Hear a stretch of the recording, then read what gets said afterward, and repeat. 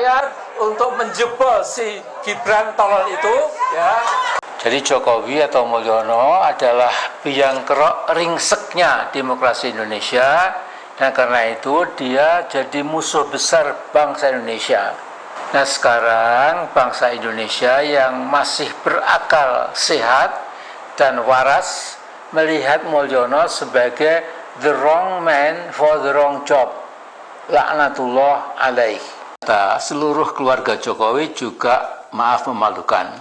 Gibran bodoh dan memalukan. Kaisang sama. Ibunya Iriana juga agak memalukan. Menantunya di Medan sami mawon.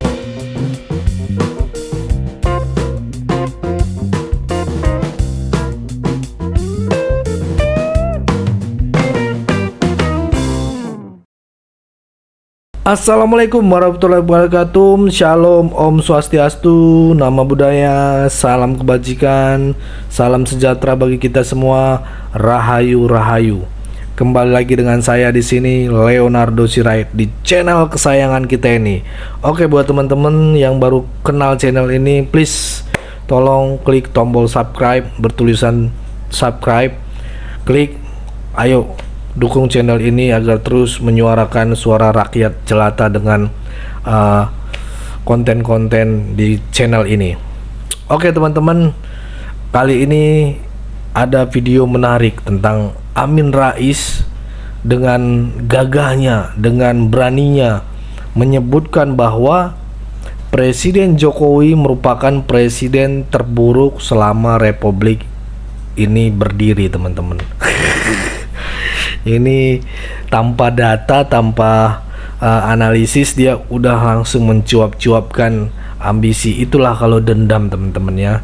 Kalau dendam itu nggak bisa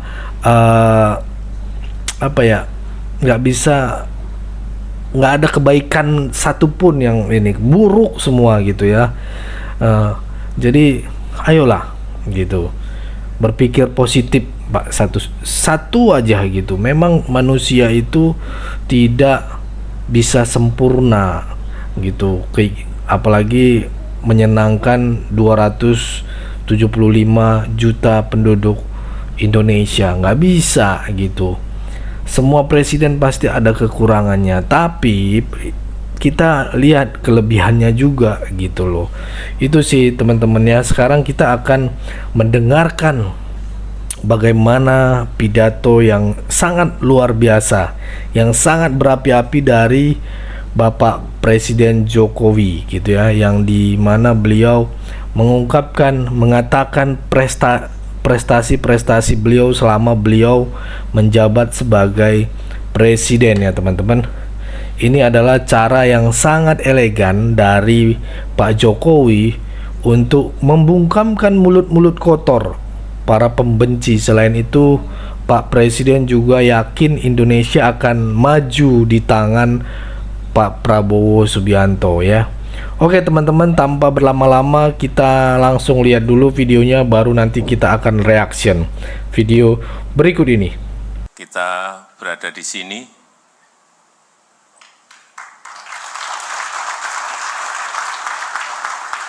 di Istana Garuda. Dan ruangan ini adalah ruangan untuk konversi pers, baru pertama kali digunakan ya sekarang ini.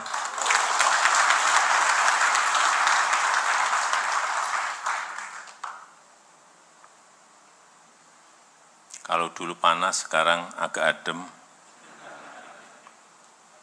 Dulu banyak yang bertanya, apa iya bisa berjalan Ibu Kota Nusantara ini, IKN ini, apa iya bisa terbangun? Sekarang kita sudah berada di Istana Garuda, dan tadi ternyata sudah foto-foto bersama di Istana Negara di depan. Acaranya harusnya fotonya di Istana Negara dengan saya, dan kesini bersama-sama, tapi karena saya ditinggal ya berarti nggak foto dengan saya. Tapi nggak apa-apa, nanti kita foto di sini. Ada tempat yang bagus yang juga tidak semua orang bisa masuk dan bisa berfoto. Nanti kuncinya saya buka, kita foto di sana.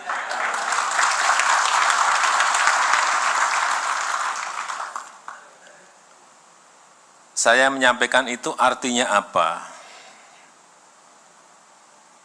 Artinya biar nanti waktu yang berbicara. Karena membangun sebuah ibu kota seperti Nusantara ini butuh waktu, butuh proses, tidak hanya setahun, 2 tahun, 3 tahun.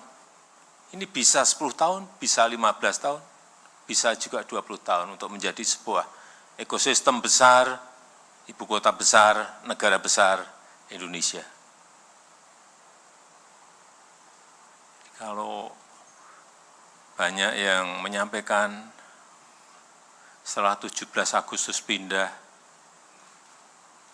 kantornya belum siap.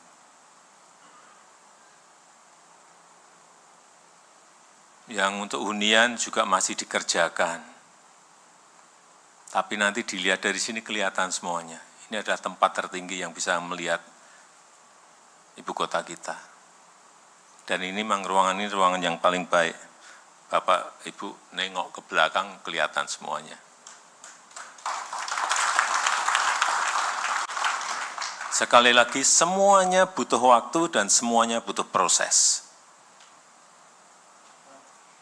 Ini membangun sebuah ibu kota negara, dan negaranya bukan negara kecil, tapi negara besar. Kembali ke 10 tahun yang lalu. Saya ingat dulu saat pengalihan subsidi BBM,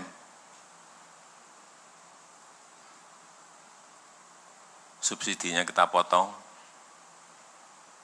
tapi harganya tentu naik. Saat itu saya ingat, approval rating saya 72, karena menaikkan BBM, jatuh melorot menjadi 43%. Tapi sudah saya hitung, yaitu sebuah resiko yang memang harus saya ambil, memutuskan sesuatu yang memang kita rencanakan, kita ukur, dan berani atau tidak, saya putuskan berani. Jatuh 72, jatuh ke 43. Tapi dari situlah kita memiliki ruang fiskal yang lebih besar. Kira-kira melompat ruang fiskal kita, tambahannya ada 170-an triliun saat itu. Dari situlah kita berangkat membangun yang namanya infrastruktur. Dan selama 10 tahun ini, jelas dari anggaran yang ada, sekarang kita telah memiliki jalan desa baru. Ini saya mulai dari yang jalan desa, karena orang selalu berbicara kalau ketemu jalan tol, pada jalan desa yang telah kita bangun selama 10 tahun, itu ada 366 kilometer. 366.000 kilometer.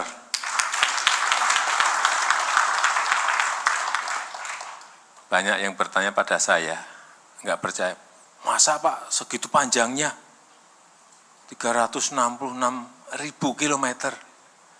Coba kita lihat, jumlah desa di Indonesia itu ada 74.800 desa.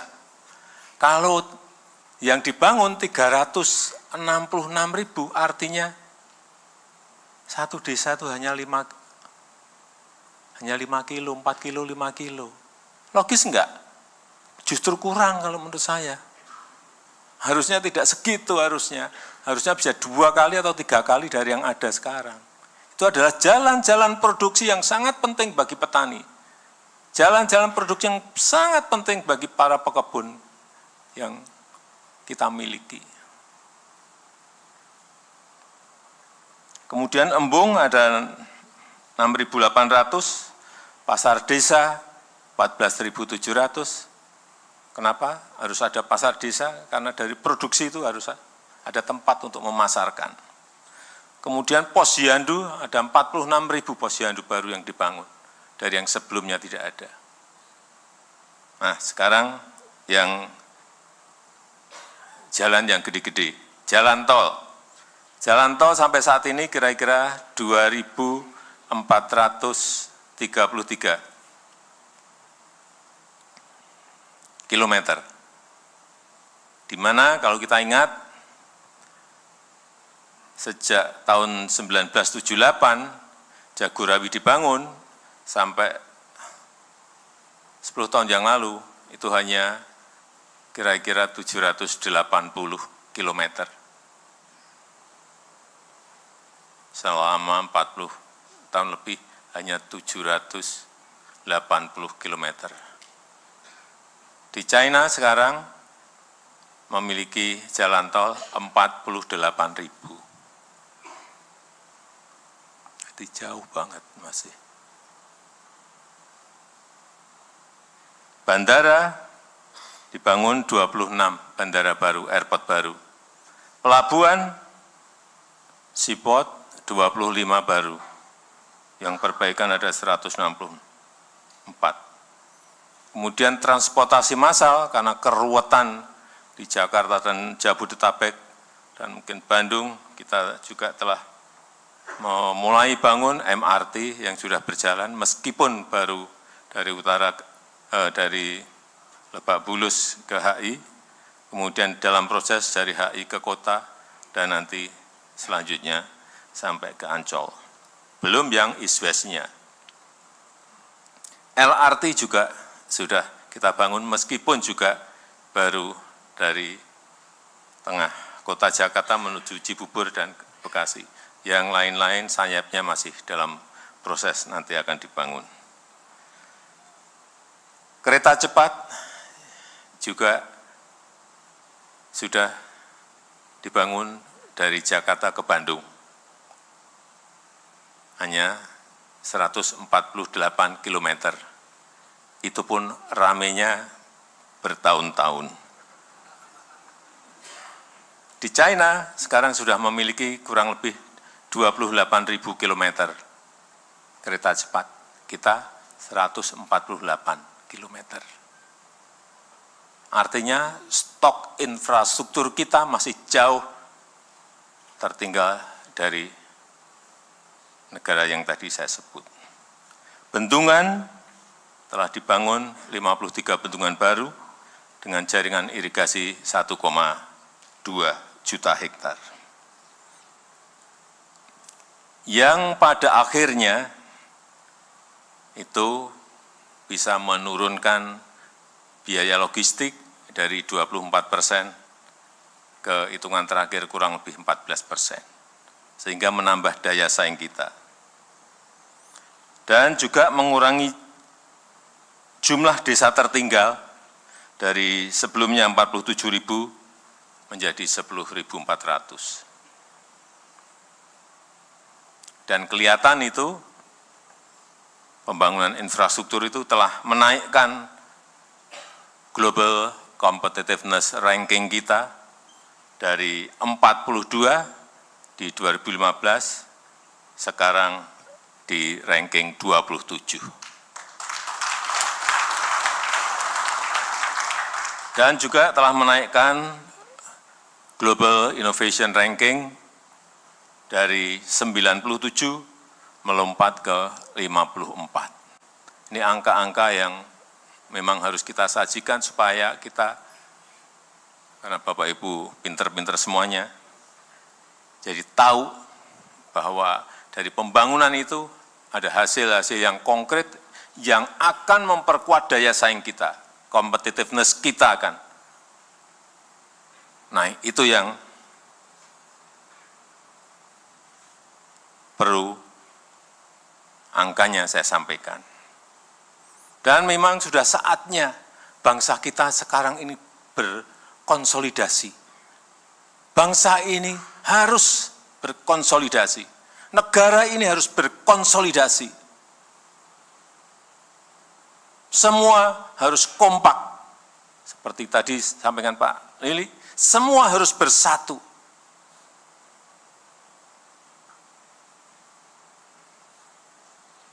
Karena dunia sekarang ini hampir semua negara mengalami, dan dunia juga mengalami, tidak jelas semuanya, tidak pasti semuanya.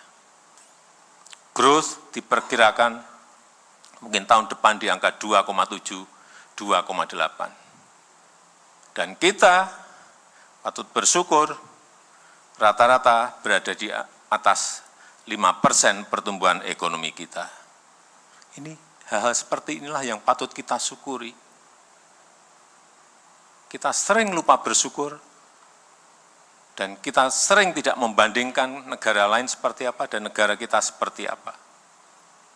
Dan sekarang ini yang harus memang terus dipompakan adalah pemikiran-pemikiran positif, pemikiran-pemikiran yang optimis. Tapi sayangnya, sekarang ini yang laku yang pesimis-pesimis, yang pesimisme, yang negativisme itu yang laku. Kalau Bapak pidato di depan atau menyampaikan presentasi, kalau mau tepuk tangannya banyak, sampaikan yang hal-hal yang pesimis. Pasti tepuk tangannya keras banget. Atau sampaikan yang negatif-negatif, pasti tepuk tangannya juga keras sekali. Tapi begitu menyampaikan hal-hal yang optimis, menyampaikan angka-angka yang positif, justru Bapak akan banyak, wah ini enggak jadi.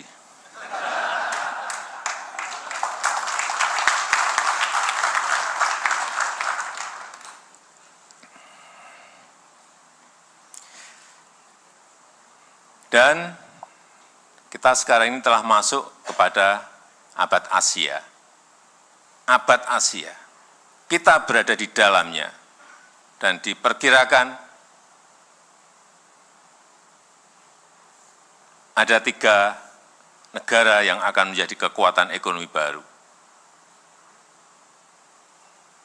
China, India, Indonesia. Kita masuk. Tapi hati-hati, tidak gampang untuk menuju ke situ. Kita harus ingat, GDP nominal kita sekarang ini sudah di angka 1,4 triliun US dollar. 1,4 triliun US dollar. 1,427 triliun US dollar. GDP per kapita kita sekarang sudah mencapai 5.060 US dollar per kapita. Kalau kita ngebut, apalagi target yang disampaikan oleh Presiden terpilih, Bapak Prabowo Subianto, menuju ke growth di angka 8%, perkiraan kita 5 tahun ke depan, kita GDP per kapita kita mungkin di atas 8.000 US dollar. 5 tahun berikutnya,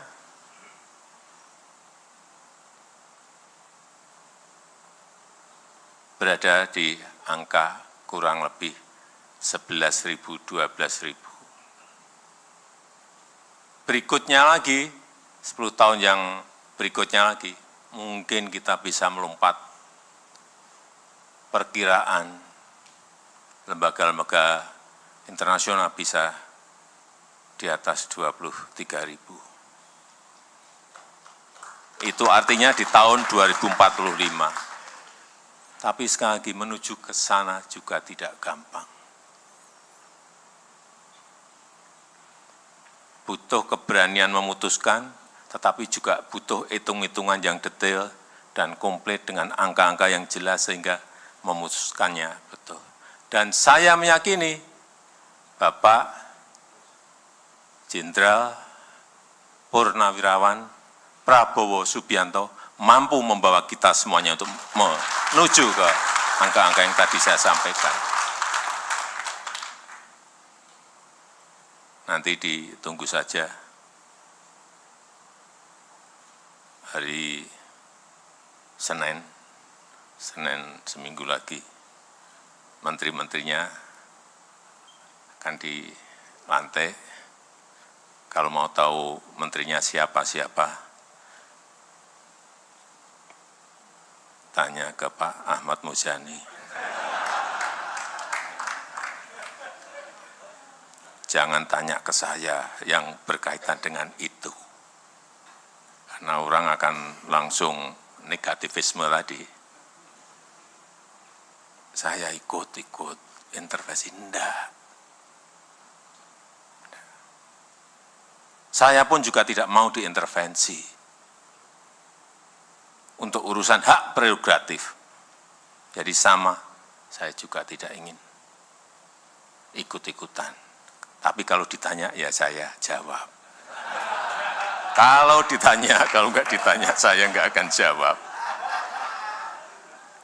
Pak, gimana ini? Menurut Bapak, Pak Andri Rosadi? Nah, saya jawab. Kalau enggak. Meskipun kemarin kita makan malam 2,5 jam, enggak. Kalau enggak ditanya, saya enggak akan. Karena saya sama, saya juga tidak mau hak prerogatif saya diintervensi siapapun.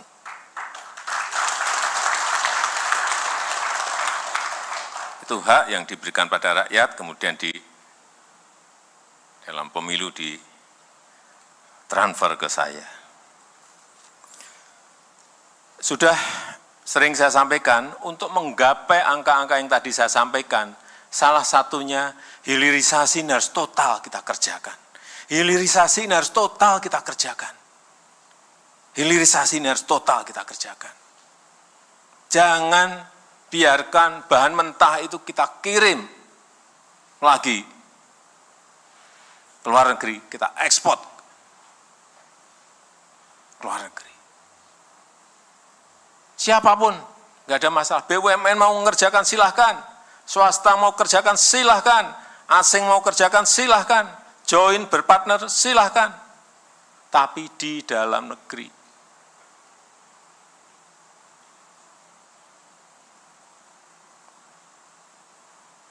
Bukan kita kirim dalam bentuk konsentrat keluar. Kesempatan kerja kita nggak dapat, nilai tambah kita juga nggak dapat. Maaf, Pak Tony Wenas, Freeport itu sekarang sudah memiliki smelter dengan kapasitas 3 juta ton konsentrat tembaga di Gresik. Betul, Pak. Pertanyaan saya, selama 50 tahun lebih konsentrat itu dibawa kemana? Tapi bukan Pak Tony. 3 juta ton konsentrat tembaga yang di dalamnya juga ada emasnya.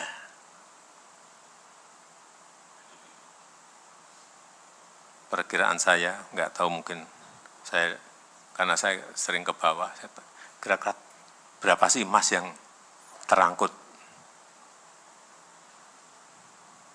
Kira-kira 40 sampai 50 ton per tahun. Jangan tepuk tangan. Kalikan saja 50 kali 50. 50 ton kali 50. Rupiahkan saja ibu-ibu 1 gram berapa itu? 2.500 ton. Karena nggak ada smelter. Kita nggak bisa tahu. Tapi sekarang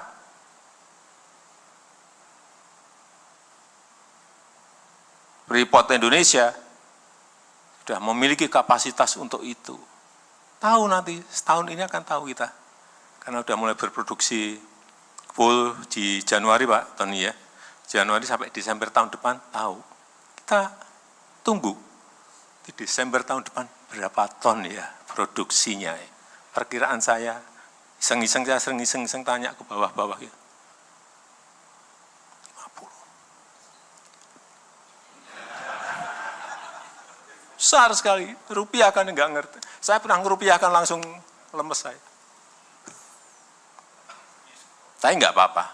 Kita juga bersyukur Freeport sudah bisa kita ambil alih 51% dan sebentar lagi akan tambah lagi. Artinya Freeport itu bukan kepemilikannya bukan perusahaan Amerika lagi, tapi sudah milik Indonesia, milik MinID. Dan ngambilnya dulu juga tidak gampang. Enggak mudah. Dari 9 melompat ke 51 gampang. Yang saya kira timnya kemarin ada 4, ada 3 menteri, 1 wamen. Salah satunya Pak Budi Gunadi Sadikin. Yang saya senang, kita beli saat harganya murah. Seingat saya berapa? 3,9 ya, billion US dollar. Sekarang market value-nya mungkin berapa? 20, berapa Pak Tani? 24. 30 miliar lah. Naik terus, 34 coba. Artinya yang kita beli 3 tahun yang lalu, sekarang sudah lunas. Tahun ini lunas Pak Tony ya, lunas.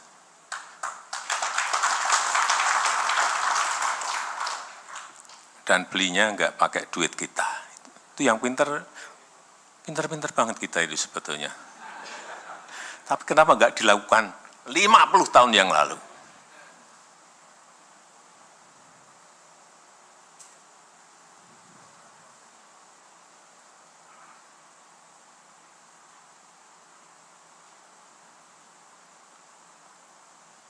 Kita harapkan sekali lagi nanti tambah, nggak tahu berapa persen, ini masih negonya alot banget.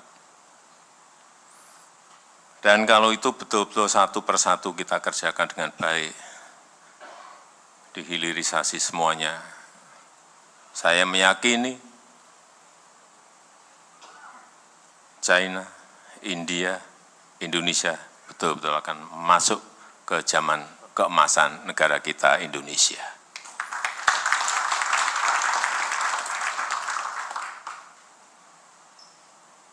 Ya contoh kayak sering saya sampaikan nikel sebelum hilirisasi itu 2,9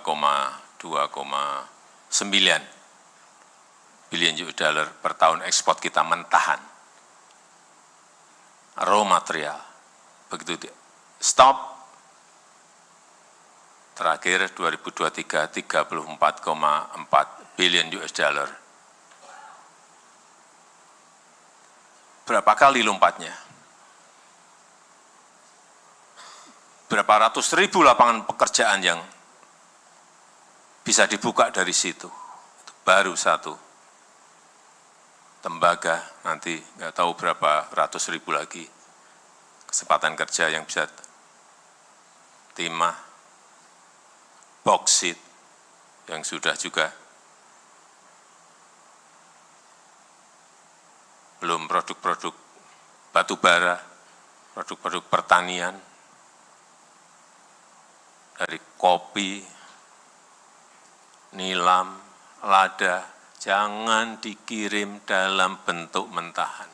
Jangan dikirim dalam bentuk mentahan.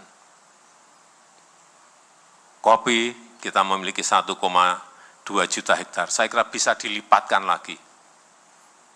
Kakao 1,4 juta hektar, lada 172.000 hektar, nilam 12.000 hektar. Ini bisa ditingkatkan lagi, kemudian dihilirisasi. Kopi kita punya 1,2 juta hektar, tetapi produktivitas per hektarnya sangat kecil sekali, hanya 2 ton. Rata-rata 2,3 ton per hektar. Rata-rata 2,3 ton per hektar. Di Vietnam, yang dulu belajar dari kita, sekarang 1 hektar itu bisa 9 ton. 9 ton. Ini ada yang perlu dilihat secara detail, apa penyebabnya, siapa yang menyebabkan, apa problemnya, apa masalahnya. Secara kerja yang memang harus seperti itu. Kerja kalau nggak detail, kita nggak ngerti. Kerja kalau nggak lihat lapangan, nggak tahu, Bapak Ibu angka-angka nggak ngerti. Problemnya apa nggak akan tahu.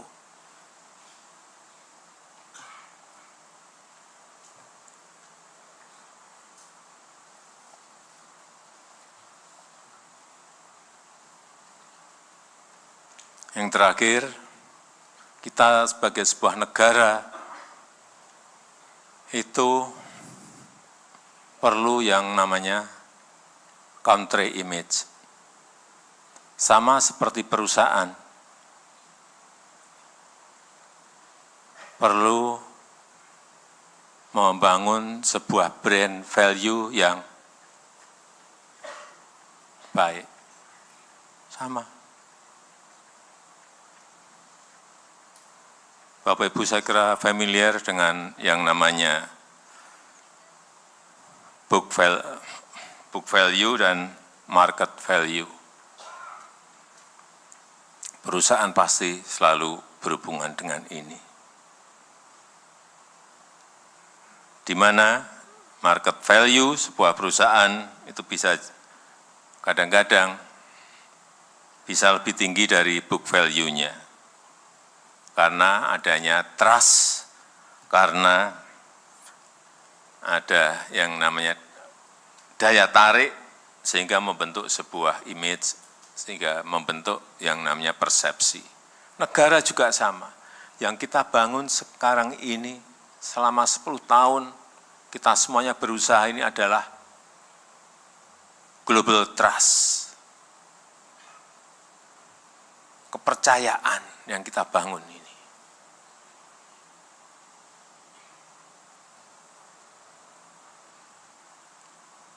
Sehingga muncul sebuah persepsi yang baik terhadap negara kita Indonesia.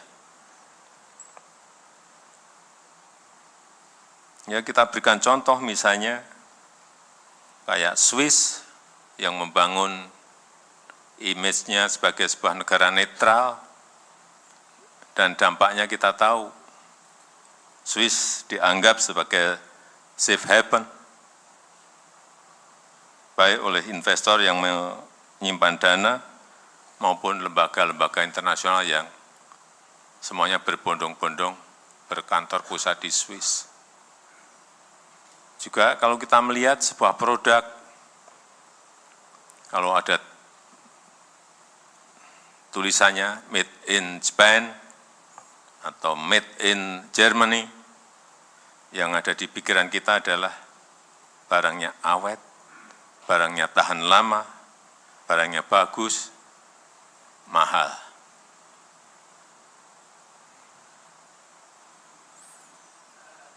Oleh sebab itu, yang namanya country image itu penting, tapi memang sekali lagi membentuknya butuh waktu, membentuknya butuh proses, butuh konsistensi, baik antara pemerintah, swasta, dan masyarakat.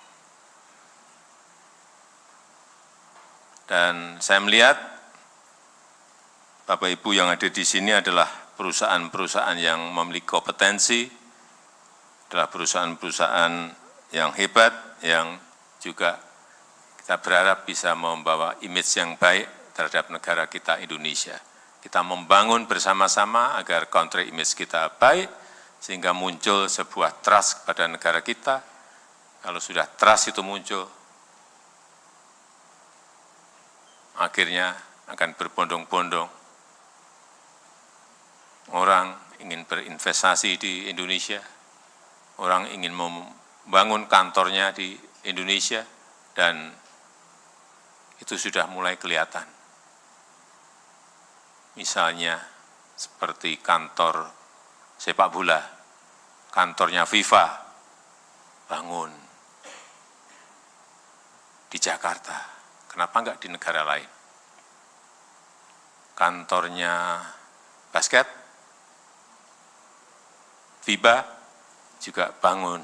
Ini kepercayaan, ini trust. Kalau enggak memiliki itu, sulit kita memiliki sebuah kepercayaan trust dari global. Saya rasa itu yang ingin saya sampaikan. Marilah kita bersama-sama bekerja keras membangun negara ini, dan kita mendukung penuh pemerintahan baru di bawah kepemimpinan Bapak Jenderal TNI Purnawirawan Prabowo Subianto yang akan dilantik nanti tanggal 20 Oktober yang akan datang. Saya rasa itu yang ingin saya sampaikan. Terima kasih. Saya tutup. Wassalamualaikum warahmatullahi wabarakatuh. Om Santi Santi Santi Om Namo Buddhaya. Salam kebajikan. Nah, teman-teman, itu tadi pidato yang sangat luar biasa dari Bapak Presiden Jokowi. Sepertinya beliau juga tahu kalau selama ini ada yang mengatakan hal-hal negatif gitu ya, ada yang memframing negatif terkait pembangunan IKN, terkait apa-apa aja yang selalu dikerjakan Pak Jokowi. Ada orang yang tidak pernah memandang baik sosok kinerja Presiden Jokowi gitu ya. Kita kan sebagai warga negara Indonesia, itu yang kita lihat itu kerjanya, teman-teman ya. Jangan menusuk pribadinya gitu ya. Sepertinya Pak Jokowi tahu dan paham. Makanya itu dia tadi sedikit menyampaikan apa-apa saja yang sudah dikerjakan oleh beliau dan seperti apa progres IKN ke depannya gitu ya. Dan dia kayak sepertinya tidak meragukan lagi kapasitas dari presiden terpilih yaitu Pak Prabowo Subianto, dan sangat yakin gitu ya. Dan menurut saya juga estafet yang diturunkan kepada Pak Prabowo itu luar biasa gitu ya. Dia bisa menjaga stabilitas negara yang dulunya tahun 2014 hampir mau pecah negara ini, 2019 hampir juga mau pecah gitu karena perbedaan pendapat, perbedaan penggemar, pendukung dan sebagainya, teman-teman ya. Tapi kali ini Pak Jokowi benar-benar sarangeo, dia bisa menempatkan kedudukan itu untuk berkelanjutan. Itu yang bagus. Dari yang kemarin itu kayak menurut saya sempat baca juga, teman-teman, buku-buku ya, kenapa Pak SBY dengan Pak Jokowi tidak begitu damai gitu ya. Ada yang mengadu domba, ada komplotan-komplotan yang membuat ini harus renggang gitu. Itu yang tidak baik. Maka dari itu saya salut kepada Pak Prabowo. Kemarin dia udah datang bersilaturahmi ke Solo ya, ke rumahnya Pak Jokowi, bertemu dengan Pak Jokowi, dan itu adalah sopan santun kalau menurut saya ya. Dia memberikan gotong royong itu gitu ya, menghormati gitu ya. Itu lahir kembali, teman-teman, walaupun di framing sama anak-anak abah dan juga anak-anak 16% gitu ya.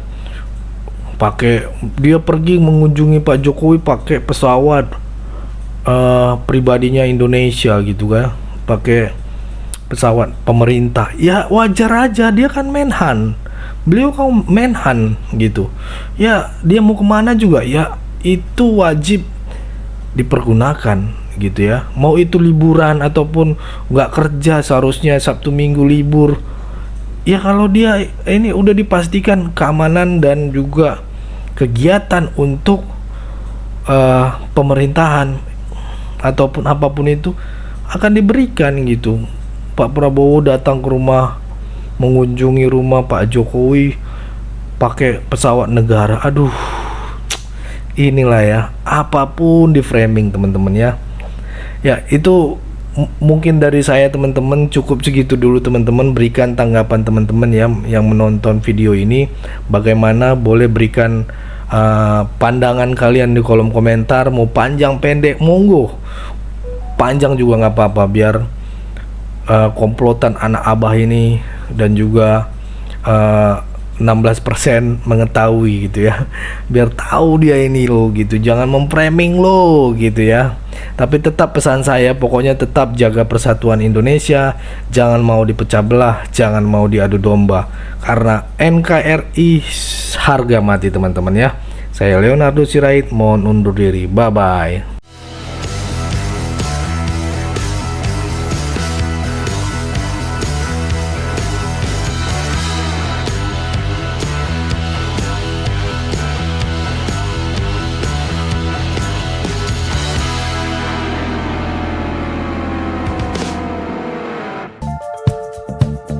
Kawan-kawan yang mau mendukung Sirait Media, boleh melalui rekening ini, dan bisa melalui Kris Mobile Banking ini. Dengan cara scan barcode Kris ini, di mobile banking, kawan-kawan.